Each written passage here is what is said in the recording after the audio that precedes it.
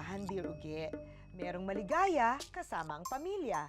Meron ding maligaya kapag tahimik na ang buhay nila. Ako, isa lang ang nagpapaligaya sa akin. Ang makita ang sarili kong maganda every morning paggising. Ma'am? Hi! Oras na po para sa appointment nyo. Ikaw ba, Prince Charming ko? Ba, akala ko ba gising ka na, ma'am? Ako to, si Janet.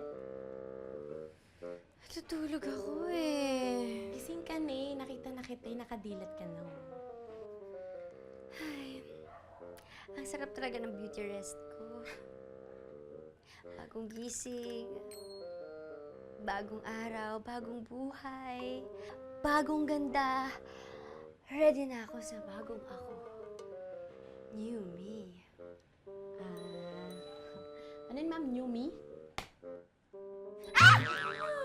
Ano ba? Ang pangit naman! Ako ba yan? Tignan mo, ma'am. Ayoko po, ilayo mo yan, Janet. Eto. Janet, ilayo mo yan. Tingin ka last. Ano ba yan? Janet, tumigil ka na. Baka lagdatin pa ako. Hintay na lang kita sa baba, ma'am. Eto ba, ma'am? Ano ba? Ang ganda kaya. Ang pangit. Ang pangit talaga. Buti na lang talaga may mga doktor na.